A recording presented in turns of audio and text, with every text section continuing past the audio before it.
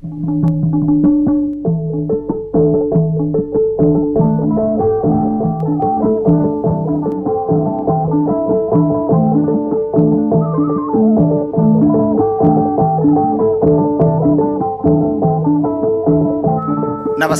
साहित्य संसार कार्यक्रममा हार्दिक स्वागत छ। रेडियो नेपालबाट साहित्य संसार कार्यक्रम हरेक शुक्रबार बिहान 10 बजेको समाचारपछि प्रसारण हुँदै आएको छ र शनिबार बेलुकी 9 बजेको समाचारपछि यो कार्यक्रम पुनः प्रसारणको रूपमा सुन्न सकिन्छ। रेडियो नेपालका मिडियम वेब तथा एफएम फ्रिक्वेन्सीहरूका साथमा redionepal.gov.np, अनलाइन redionepal.gov.np र रेडियो नेपाल मोबाइल एपबाट समेत साहित्य संसार कार्यक्रम सुन्न सकिन्छ।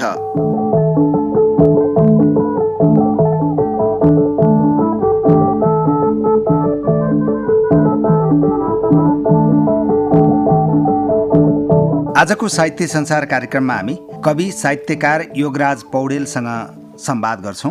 कवि पौडेल कथा, कविता, हास्य व्यङ्ग्य विभिन्न विधामा क्रियाशील हुनुहुन्छ। अर्जुनधारा 5 झापाका योगराज पौडेलका केही सृजनाहरू पनि सुन्छौँ हामी। उहाँका केही कविताहरू उहाँले वाचन गरेर सुनाउनुहुनेछ। शिक्षण पेसामा संलग्न कवि साहित्यकार योगराज पौडेल साहित्य सुधा लगायत विभिन्न साहित्यिक संस्थामा पनि आबद्ध हुनुहुन्छ। कवि साहित्यकार योगराज पौडेलको साहित्य लेखन यात्रालाई सरस्वती केलाउने प्रयास गर्छौँ आज हामी। उहाँ यतिखेर रेडियो नेपालको स्टुडियोमा उपस्थित हुनुहुन्छ। उहाँलाई स्वागत गर्दै आजको साहित्य संसार कार्यक्रम अघि बढाउँछौँ हामी। स्वागत छ यहाँलाई रेडियो नेपालको साहित्य संसार कार्यक्रममा। हार्दिक आभार। यो सुनौलो अवसर यहाँहरूले प्रदान गरिदिनु भएकोमा म हृदयदेखि नै आभारी छु। हजुर, तपाईँ साहित्य सिर्जनामा कहिलेदेखि लाग्नुभयो?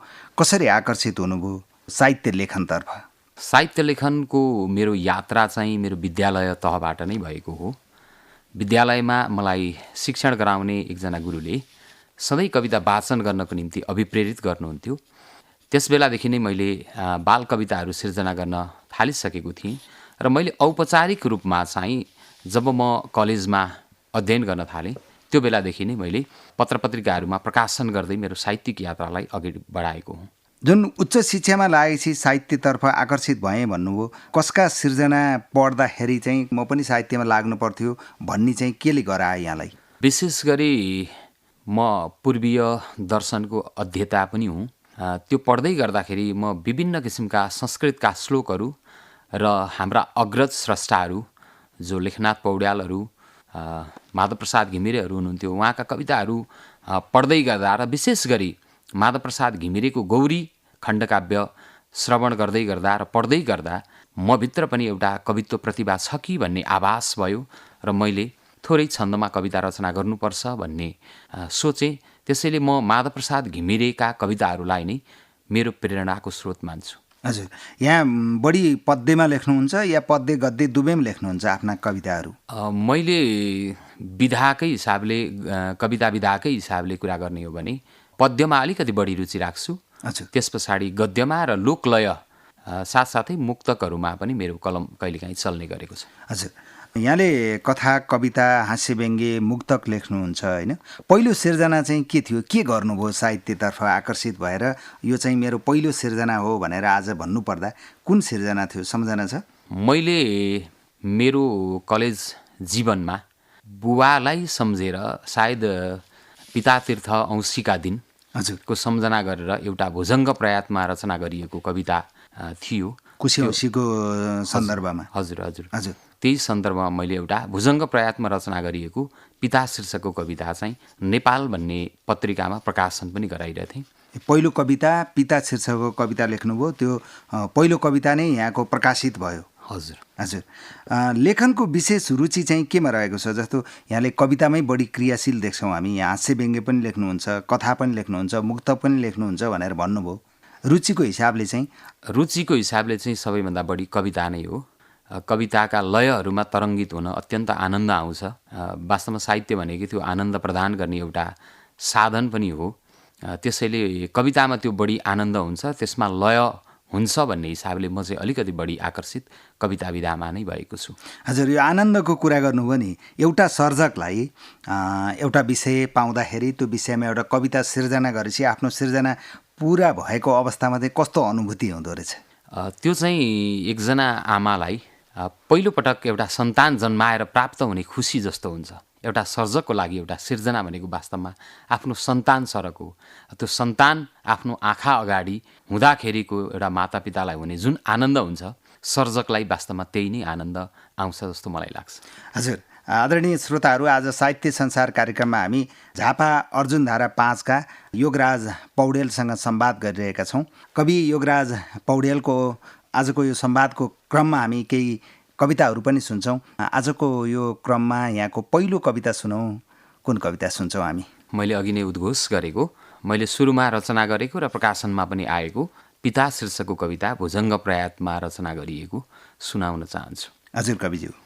पिता, तिमी कर्म ज्ञानी, तिमी सृष्टिकर्ता, तिमी जिन्दगीका सबै दुःख हर्ता, तिमी विश्व मेरो सधैँको सहारा, बगायौ म दुख्दा कयौँ अश्रुधारा, कुनै स्वर्गको छैन आशा मलाई, म गर्नेछु सेवा रमाई रमाई, मेरो जिन्दगीको तिमी पाठशाला, निशामा उज्यालो दिने दीपमाला,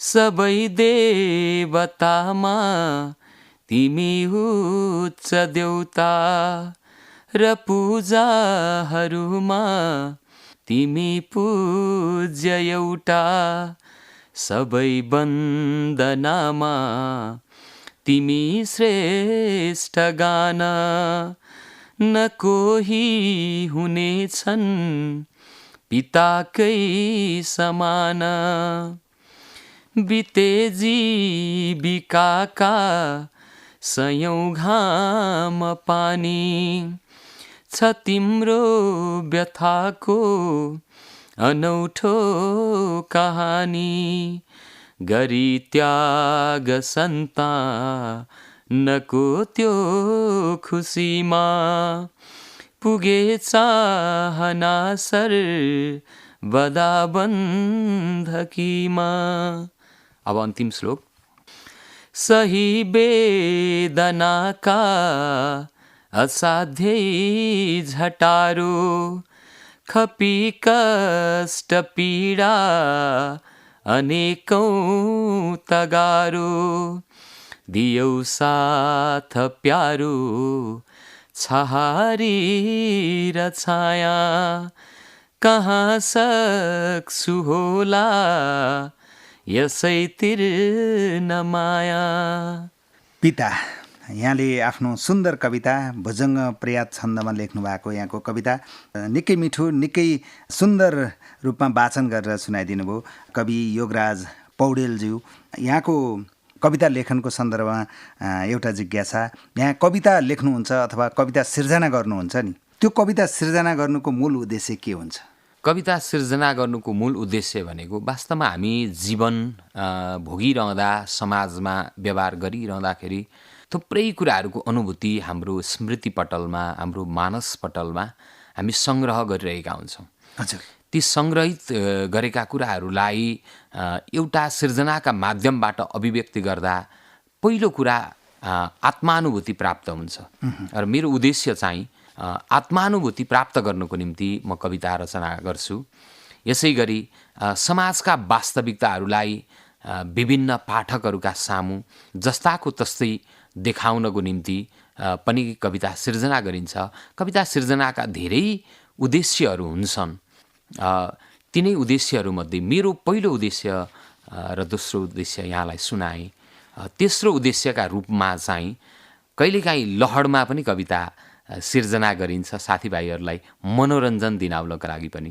हजुर, त्यसैले यिनै विभिन्न उद्देश्य राखेर म कविता सिर्जना गर्छु। यहाँले समाजको लागि भन्नुभयो, अब कुनै पनि सिर्जना पाठककै लागि हो, पाठकैमा पुग्छ, पाठककै प्रतिक्रिया पाठककै सुझावमा कविहरू अथवा साहित्यकारहरूले आफूलाई परिष्कृत गर्दै लग्नुभएको हुन्छ होइन। एउटा कविले सिर्जना गरेको कविताकै कुरा गरौँ, कविताले समाजलाई कस्तो प्रभाव पार्छ जस्तो लाग्छ यहाँलाई चाहिँ? कविताले समाजलाई वास्तवमै प्रत्यक्ष प्रभाव पारिरहेको हुन्छ। जहाँ रवि पुग्दैनन् त्यहाँ कवि पुग्छन् भन्ने एउटा उक्ति पनि हाम्रो समाजमा प्रचलित छ। यसको अर्थ के हो भने कविता हरेकका मन मस्तिष्क भित्र प्रवेश गर्न सक्छ।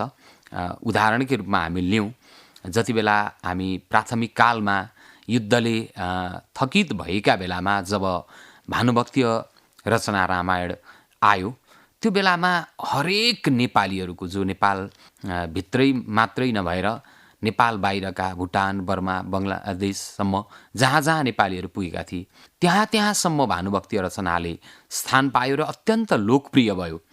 यही उदाहरणलाई मात्रै हेर्ने हो भने पनि कविताले हरेकको मस्तिष्कमा बास छिट्टै पाउँछ र त्यो छिट्टै बास पाउँदै गर्दा र त्यो कविता पढ्दै गर्दाखेरि पाठकले समाज देख्छ र समाजमा यस्ता किसिमका विकृतिहरू, विसङ्गतिहरू रहेछन् भन्ने कुराको अनुभूति गर्छ र त्यसलाई परिवर्तन गर्ने मार्गतर्फ अग्रसर हुन्छ। त्यसैले कविता समाज परिवर्तनको संवाहक हो भन्दा अत्युक्ति नहोला। हजुर, यहाँको व्यक्तिगत कुरा गर्दा यहाँ पेसाले शिक्षक हुनुहुन्छ, विद्यार्थीहरूका माझ रमाइरहनु भएको छ, भविष्यका हामी भन्छौँ कर्णधारहरूको तयार गरिरहनु भएको छ होइन।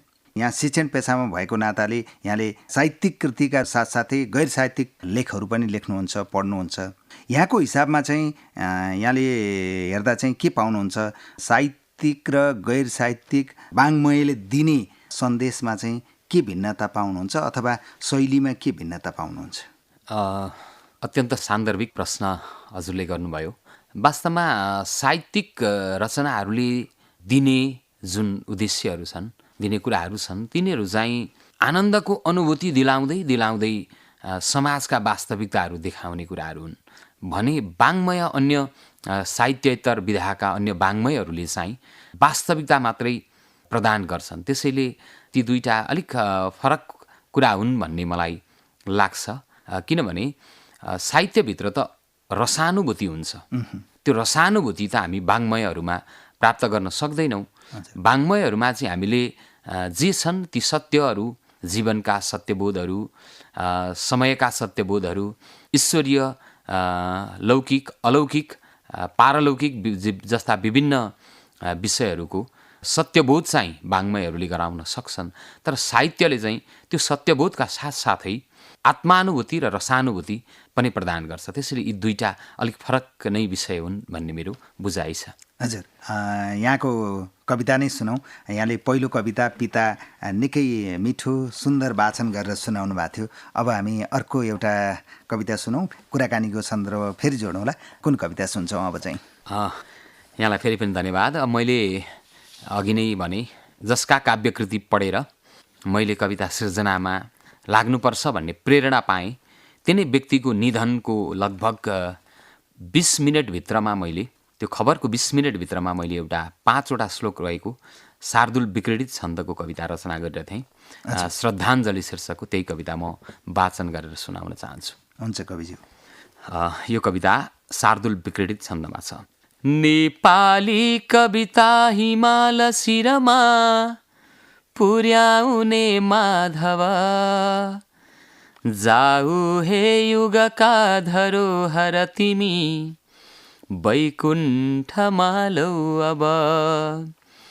तिम्रो भौतिक देह नाश बनिगो, हामी भयौँ निर्धन, आत्मामा हर वर्ष बाँचिरहनु श्रद्धा गरे अर्पण।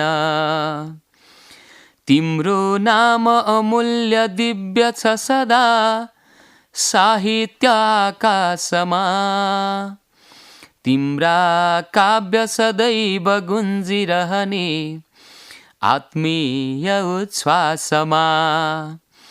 एउटा दीप निभेर भावुक बनी रोयो असाध्यै मन, गौरी कालयमा त बाँचिरहनु श्रद्धा गरे अर्पण आफ्नो जीवनमा निरन्तर गरी सत्काव्यको साधना फैलायौ अति उच्च ज्ञान लहरी छन्दादिका भावना अस्तायौ कवि आज काव्य जगमा हे सृष्टिका दर्पण निष्ठामा चिरकाल बाँचिरहनु श्रद्धा गरे अर्पण सारा मानवका कथा कहिदिने वैशिष्ट्यले उत्तम बाँच्यौ ज्योति सुधा बनी सकलमा सम्मानले हरदम भाषा शिल्प र बिम्बमा विविधता तिम्रा थिए सद्गुण देवात्मा प्रतिमूर्ति बाँचिरहनु श्रद्धा गरे अर्पण स्रष्टा साधक हौ कला निधि तिमी जाज्वल्य नक्षत्र हौ नेपाली नवका विशिष्ट गरिमा स्वच्छन्द सर्वत्र छौ जाने कानुन देहको प्रकृतिमा तस्मात् गयौ सज्जना बाँच्ने छौ मनमाझ बाँचिरहनु श्रद्धा गरे अर्पण बाँच्ने छौ मनमाझ बाँचिरहनु श्रद्धा गरे अर्पण। निकै मिठो, निकै सुन्दर यहाँको मनमोहक वाचन श्रद्धाञ्जली शीर्षकको आफ्नो कविता शार्दुल विक्रीडित छन्दको कविता राष्ट्रकवि माधव घिमिरेलाई श्रद्धा सुमन व्यक्त गर्नुभएको यो कविता यहाँलाई हार्दिक धन्यवाद कवि योगराज पौडेलज्यू। एउटा कुरा कविता लेखन अथवा साहित्यमा लाग्नेहरूको थोरै कुरा गरौँ। अहिले चाहिँ कविता रचनामा चाहिँ धेरै नै व्यक्तित्वहरू अथवा साहित्य लेखनमा धेरै नै व्यक्तित्वहरू होमिनु भए देखिन्छ होइन। धेरै मान्छेहरू साहित्यतर्फ आकर्षित भएको देखिनुहुन्छ। कतिपय चाहिँ अब अर्को व्यक्तिले अर्को साथीले साहित्यमा लागेर नाम कमायो, चर्चा कमायो, म पनि साहित्य लेखनमा लाग्छु भनेर लाग्नेहरू पनि देखिनुहुन्छ, भेटिनुहुन्छ होइन। सङ्ख्यात्मक रूपमा हेर्दा चाहिँ अहिले हाम्रो नेपाली साहित्यको क्रियाशीलता निकै नै बढेको छ, सङ्ख्यात्मक वृद्धि भइरहेको पाइन्छ। गुणात्मक हिसाबले चाहिँ के पाउनुहुन्छ? यहाँ त एउटा शिक्षक हुनुहुन्छ, विद्यार्थीहरूलाई कविता पनि पढाइरहनु भएको छ, कविता सिकाइरहनु भएको छ, के पाउनुहुन्छ? वास्तवमै बडो सान्दर्भिक प्रश्न हो यो। अहिले वास्तवमा लड नै चलेको छ कविता सिर्जनामा, जसले पनि दुई चार शब्द कोरेर म कवि हुँ भन्ने भावको अभिव्यक्ति आइराखेको छ। यो चाहिँ वास्तवमा अलिकति सामाजिक सञ्जालको पनि प्रयोगको बढ्दो प्रयोगले भनौँ न, हजुर, सामाजिक सञ्जालको बढ्दो प्रयोगले पनि यो सिर्जना क्षेत्रमा लाग्नेहरूको भिड अलिकति देखिएको हो। तर त्यसरी लागिरहँदा गुणात्मक काव्य सिर्जना हुन्छ नै भन्ने कुरा चाहिँ म मान्दिनँ। किनभने कतिपय सन्दर्भमा हामीले अर्काका रचनाहरूलाई जस्ताको तस्तै सारेर म कवि हुँ भन्ने प्रवृत्ति भएका मानिसहरू पनि देखिरहेका छौँ। हजुर, त्यसले गर्दाखेरि गुणात्मक कविता सिर्जनामा अलिकति समस्या आइराखेको छ। र फेरि कस्तो छ भने तत्काल आफूलाई जे समस्या पर्यो त्यसैलाई चाहिँ मैले कवितामा हालिदिइहाल्नुपर्छ अनि त्यो कविता चाहिँ रातारात प्रख्यात भइहाल्छ भन्ने कतिपय सोचले गर्दाखेरि पनि त्यस्तो अवस्था सिर्जना भएको छ। वास्तवमा कविता सिर्जना हुनको निम्ति तीनवटा कुराको आवश्यकता पर्दछ: प्रतिभा, व्युत्पत्ति र अभ्यास। हजुर, प्रतिभा भनेको मान्छेको अन्तर्हृदयबाट नै प्रस्फुटन भएको कला हो, सिप हो, त्यो हुनु अत्यन्त जरुरी छ। त्यसै गरी व्युत्पत्ति भन्नाले चाहिँ हामी लोकशास्त्रहरूका विभिन्न वाङ्मयहरूको ज्ञान अत्यन्त आवश्यक छ, धेरै कुराहरूको अध्ययन गर्नुपर्छ। त्यसै गरी निरन्तरको साधना र अभ्यास गर्नुपर्छ। यी तीनवटा कुराहरूको संयोजन गर्न सक्ने जो व्यक्तिहरू साहित्यमा लाग्नुभएको छ उहाँहरूले चाहिँ वास्तवमै गुणात्मक काव्यहरू दिन सक्नुहुन्छ। नत्र यी तीनवटा कुरालाई व्यवस्था गरेर सस्ता लेखनमा लाग्नेहरूबाट चाहिँ हामीले गुणस्तरीय कविताको अपेक्षा गर्न सक्दैनौँ कि? जस्तो यहाँले यति भनिरहँदा कविता अथवा साहित्य भनेकै साधना, तपस्या, क्रियाशीलता, अभ्यास होइन, त्यो सँगसँगै यहाँले भन्नुभयो प्रतिभा पनि हुनु पऱ्यो। व्यक्तिमा प्रतिभा भएन भने लाग्छु भनेर मात्रै नै हुँदैन। व्युत्पत्तिका कुरा भयो, अभ्यासका कुरा यहाँले जोडेर अहिले यति कुरा गरिरहँदा नेपाली साहित्यमा लाग्नेहरू अहिलेको उहाँहरूको लेखनलाई लिएर चाहिँ अरूका लेखन पढ्दा चाहिँ यहाँलाई के लाग्छ? कतिको अभ्यास युवा पुस्ता, यहाँ पनि एउटा युवा हुनुहुन्छ, आफ्ना समकालीनका कुरा गरौँ अथवा तपाईँभन्दा पछि आउने साहित्यमा लाग्न चाहने, साहित्यमा रुचि देखाएर लेख्नलाई अभ्यास गरिरहनु भएका कविहरूको उहाँहरूको अभ्यास हेर्दा चाहिँ के देख्नुहुन्छ, के पाउनुहुन्छ? उहाँहरू साहित्यमा लागिरहनु भएको छ, यो अत्यन्त सुखद पक्ष हो। हजुर, बिचमा केही समय साहित्यलाई त्यति धेरै प्राथमिकता नदिएको अवस्था थियो। अहिले चाहिँ पछिल्लो समयमा चाहिँ युवा पुस्ताहरू पनि विद्यालय तहका बालबालिकाहरूदेखि नै साहित्य सिर्जनामा लाग्ने प्रवृत्ति बढेको छ। त्यो अत्यन्त सुखद पक्ष हो। वास्तवमा अहिले पछिल्लो समयमा युवा पुस्ताहरू साहित्य सिर्जनामा जसरी लाग्नु भएको छ, यो लाग्नुले साहित्य क्षेत्र पल्लवित हुने सुनौलो अवसर पाएको छ। त्यसैले यसलाई हामीले सुखद पक्षका रूपमा लिनुपर्छ। अझ विशेष गरी विद्यालय तहकै बालबालिकाहरू समेत पनि अहिले साहित्य सिर्जनामा निरन्तर लागिरहनु भएको छ। यसले त झन् नेपाली साहित्यको समुज्वल भविष्य छ भन्ने कुरा त प्रमाणित गर्छ नै। तर कतिपय साहित्य सिर्जनाहरू हामीले पढ्दै गर्दाखेरि, सुन्दै गर्दाखेरि चाहिँ कविताभित्रका जुन संरचनाहरू छन्, जुन लयबोधका कुराहरू छन्, जुन नीति नियमका कुराहरू छन्, ती भित्र चाहिँ अलिकति पस्नु भएको छैन कि जस्तो आभास हुन्छ। त्यसैले सिर्जना गर्नुभन्दा अगाडि म उहाँहरूलाई एउटा के सुझाव चाहिँ दिन चाहन्छु भने कविता के हो, यो कसरी जन्मिन्छ, यसले समाजमा कस्तो प्रभाव पार्छ, कविता कसरी कालजयी बन्न सक्छ भन्ने कुरा चाहिँ यहाँहरूले पहिले अध्ययन गरेर अनि त्यस पछाडि मात्रै सिर्जना क्षेत्रमा कलम चलाउनु भयो भने पक्कै पनि गुणस्तरीय काव्य सिर्जना हुन्छ भन्ने कुरामा चाहिँ म विश्वास राख्छु। हजुर, यहाँले विद्यालय तहको कुरा गर्नुभयो। यहाँ विद्यालय तहकै भाइ बहिनीहरू छ नि, सँगै हुनुहुन्छ, शिक्षण पेसामा हुनुहुन्छ। विद्यालयहरूले नवपुस्ता अथवा हाम्रा भाइ बहिनीहरूलाई त्यो अभ्यास गर्ने, साहित्यको अभ्यास गर्ने वातावरण चाहिँ कतिको बनाइरहेका छन्? यो पछिल्लो समयमा आएर यो वातावरण चाहिँ बन्दै गइरहेको मैले अनुभूति गरेको छु। जस्तो मैले शिक्षण गराउँदै गरेको शिक्षण संस्था भ्याली भ्यू स्कुलमा पनि हामी मासिक नै, जब भानु जयन्तीको अवसर आउँछ, हामी मासिक हरेक कक्षाका विद्यार्थीहरूलाई चाहिँ कविता लेखन र वाचनको कार्यक्रम राख्छौँ।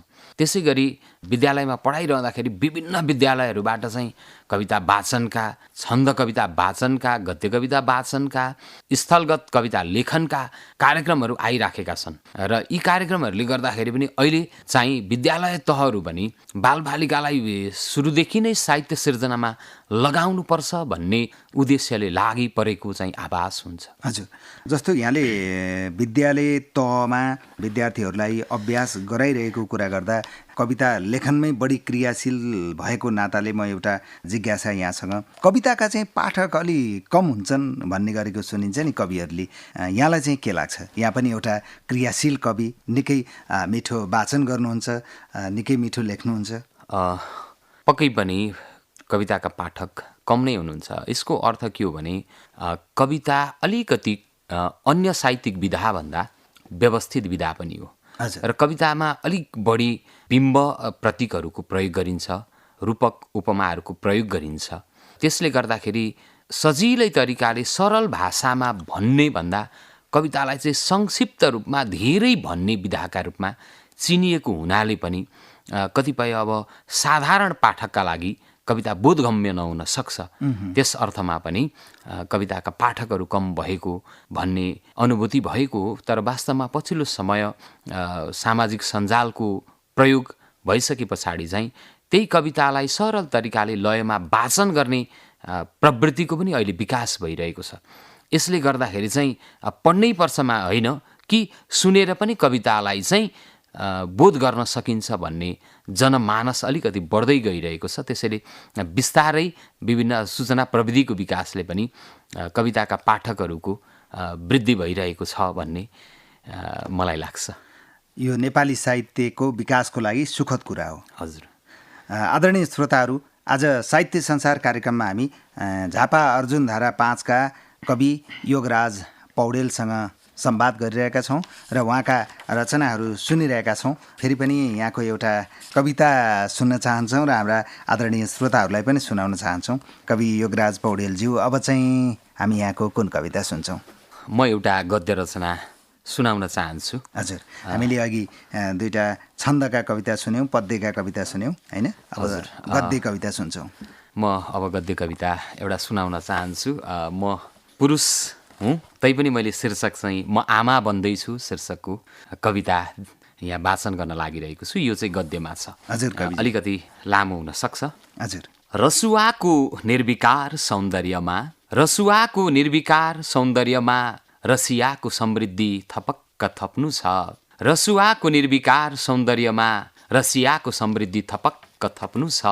ओखल ढुङ्गाका उकाली ओह्रालीहरूमा अमेरिकाको उन्नति उमार्नु छ। नेपालगञ्जका नयाँ बस्तीहरूमा नर्वे र न्युजिल्यान्डका प्रगतिरूपी आलोकले धपक्क बाल्नु छ। कर्णालीका कुना कन्दराहरूमा, कर्णालीका कुना कन्दराहरूमा क्यानाडाको विकास फुलाउनु छ। मेरा यी सपना साकार पार्ने एउटा असल सपुत जन्माउन ली क्वान यू र मण्डेलाहरूलाई म आफ्नो गर्वमा राख्दैछु। अब म आमा बन्दैछु, अब म आमा बन्दैछु। द्वन्द्वका दर्दनाक पीडाले पिल्सिएका परेलीहरूमा आनन्दका आभाहरू छर्नु छ। बन्दुकको नालबाट परिवर्तनका सम्भावना खोज्नेहरूमा मादलुको तालबाट चेतना जगाउनु छ। असरल छरिएका शान्त वातावरणलाई बेलैमा बागमतीमा विसर्जन गर्नु छ। लाखौं निर्मलाका नयनहरूमा न्यायको नदीप निर्माण गर्नु छ। सदाचार, समता र सद्भावका स्वरहरू बस्ती बस्तीबाट उराल्नु छ।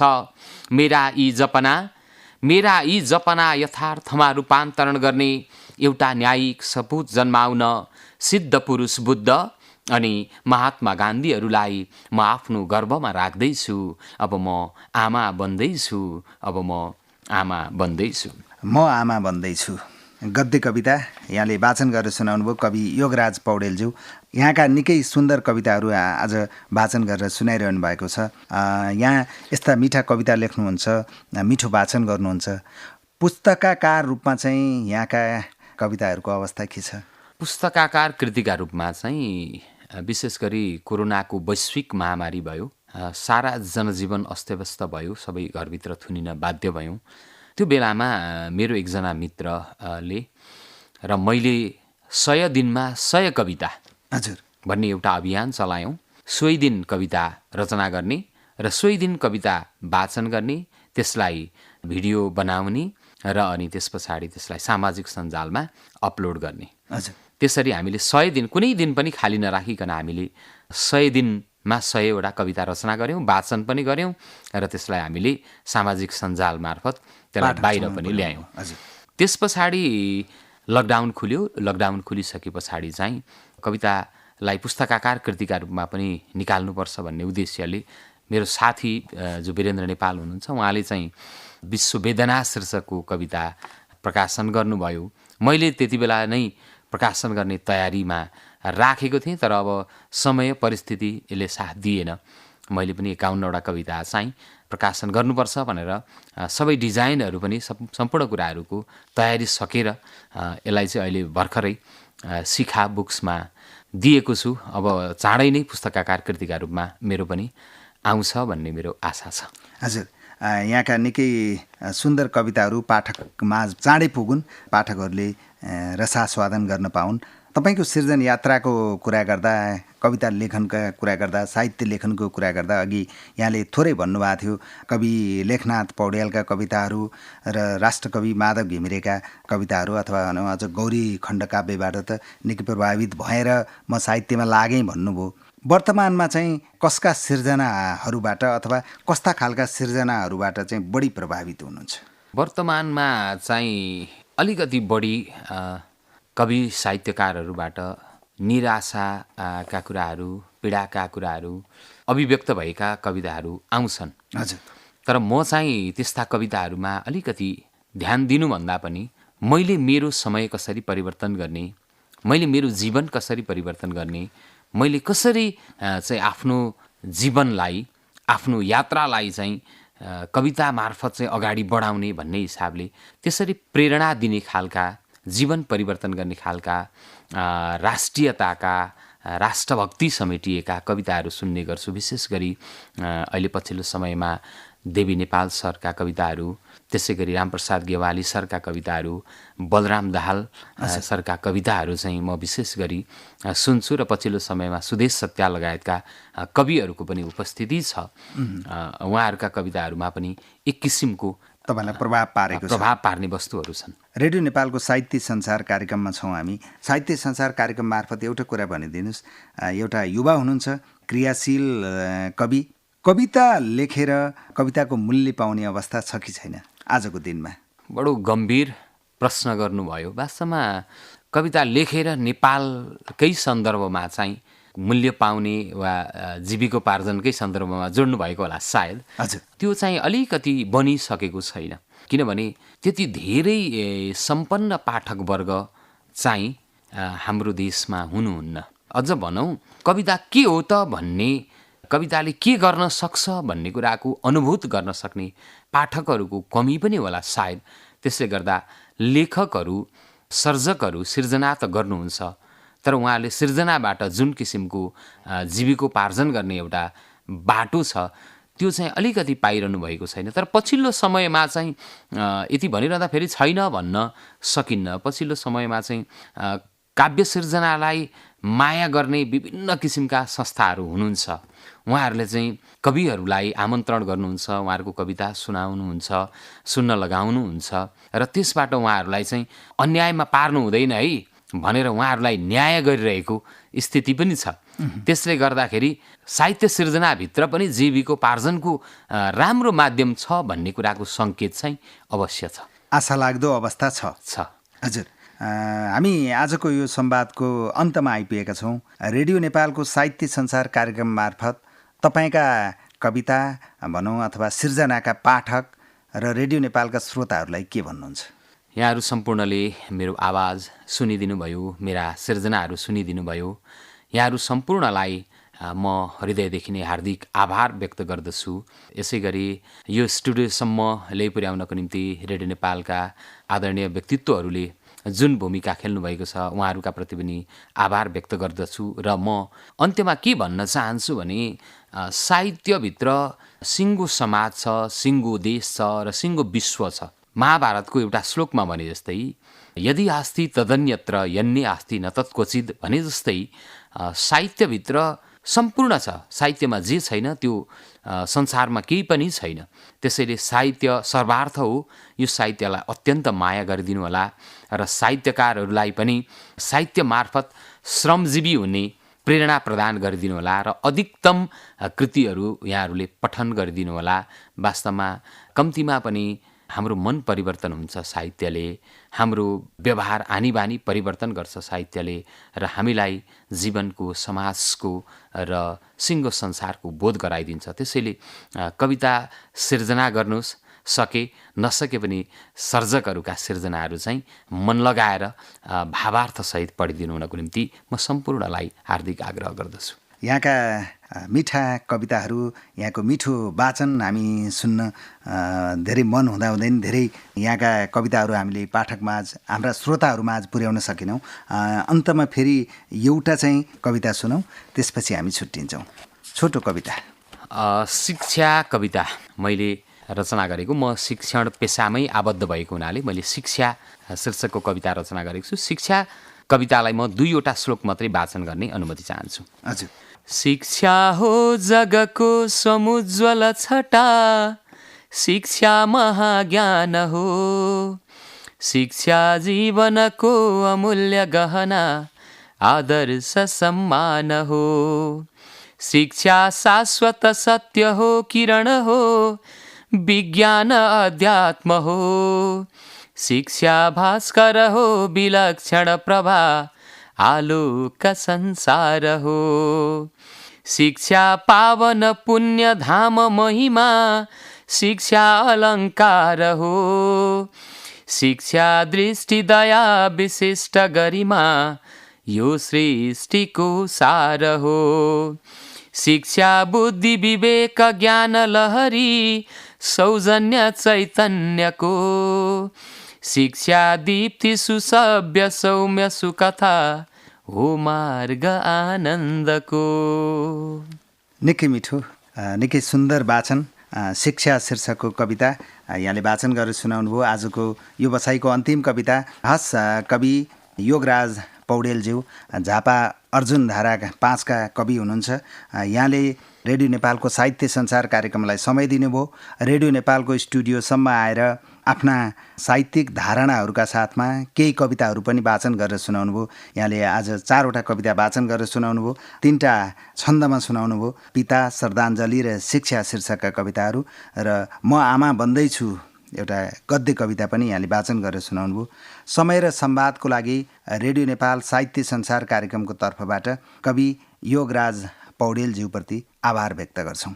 यहाँहरूलाई पनि यो अमूल्य समय प्रदान गरिदिनु भयो। यो अमूल्य समय प्रदान गरेर म भित्रको कलालाई प्रस्फुटन गराउने जुन अवसर प्रदान गर्नुभएको छ, रेडियो नेपाल परिवारलाई म हृदयदेखि नै नमन र आभार व्यक्त गर्न चाहन्छु।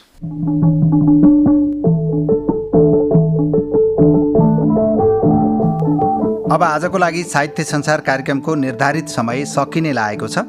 यहाँहरूसँग बिदा हुने तर्खरमा छौँ हामी। छुट्टिनु अघि आजको कार्यक्रमका विषयमा यहाँहरूको सुझाव प्रतिक्रियाको अपेक्षा गर्दछौँ। कार्यक्रम यहाँहरूलाई जस्तो लाग्यो त्यस्तै सुझाव दिनुहोला। यहाँहरूको सुझावले नै हामीलाई कार्यक्रम निर्माणमा सहयोग पुग्नेछ, मार्गनिर्देश गर्नेछ। त्यसैले कार्यक्रमका विषयमा सुझाव र प्रतिक्रिया पठाउनुहोला। हामीलाई सम्पर्क गर्ने इमेल sahitysansar.radionepal@gmail.com। साहित्य संसार कार्यक्रम सुनेर साथ दिनुभएकोमा तपाईँ सम्पूर्ण श्रोताप्रति आभार व्यक्त गर्छौँ। साहित्य संसार कार्यक्रमका प्रसारण भइसकेका अरू श्रृङ्खला सुन्न चाहनुहुन्छ भने रेडियो नेपालको न्युज पोर्टल अनलाइन radionepal.gov.np मा गएर मल्टिमिडियाभित्रको अडियो सङ्ग्रहमा जानुहोस्। अब आजको लागि भने साहित्य संसार कार्यक्रमबाट म तारा प्रसाद ओस्ती यहाँहरूसँग बिदा हुन्छु। नेपाली साहित्यको श्रीवृद्धिका लागि आफ्नो तर्फबाट सक्दो टेवा पुर्याउँ। फेरि भेटौँला। नमस्कार।